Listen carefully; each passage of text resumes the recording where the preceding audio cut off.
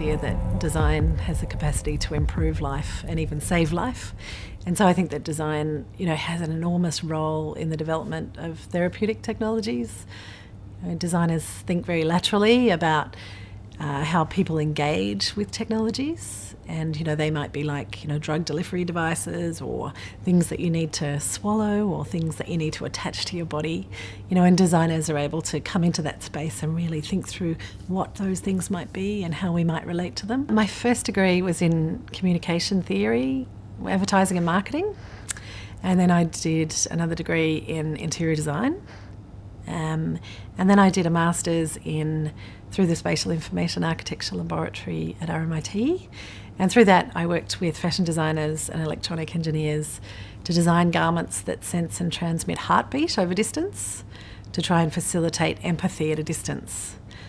And that was all about the idea that, when your partner or your friend is in another country, you have these appalling telephone conversations where there's a real disjunct.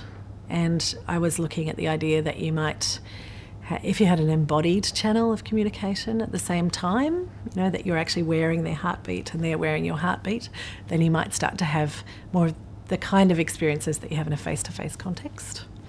Yeah, and then sort of from there I did an amazing ANAT workshop, Australian Network for Art and Technology, that exposed me to lots of wearable computing ideas, and then a residency with Nanotechnology Victoria, which really cemented my interest in therapeutics. So I know, having been an artist in residence in a nanotechnology lab, that I'm the person there asking things like, what's the final user going to feel about this? Or, how are people going to relate to this?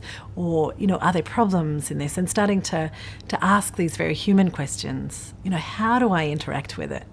How can I get this out there and feel okay about it? I think we have very strong relationships with things, and we're aesthetic creatures as human beings, and we like things to look great and to suit our personality and the way that we dress and the way that we accessorize. And so, if you can have a device that looks like a piece of jewellery, but it's also keeping you alive, then that's ticking all sorts of boxes. If you were thinking about a 12-year-old who's a diabetic, and they don't want to look different from their friends or be uncool. If they have to look different, it's nice for them to have something like a really cool ring or a bracelet or something that makes them stand out in a good way rather than a bad way. So it's like, I've got this really cool thing, but it's also the thing that's administering insulin through my skin. No one else needs to know that. All they want to know is that they don't look uncool.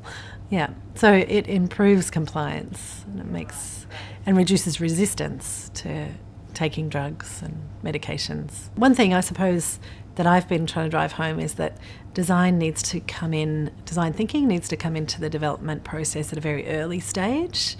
So rather than, because generally at the moment it might be a 10-year cycle and we're only being listened to at about year 7.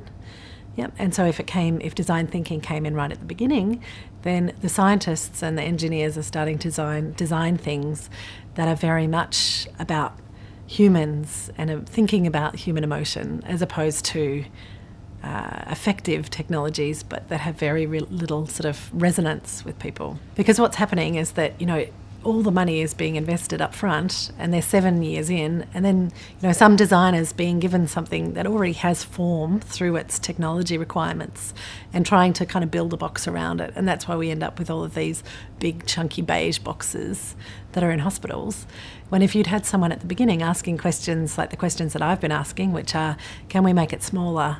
Can we make it lighter? Can you wear it rather than having to carry it in a suitcase? Then if those questions are asked very early, which are design questions, then by the time you're 7 years in, you've got something amazing, because with iterative design, you're trying things out, improving them, throwing them away, bettering them all the way through the process, and you get some really awesome outcome. But that hasn't really happened yet. That's sort of the ideal.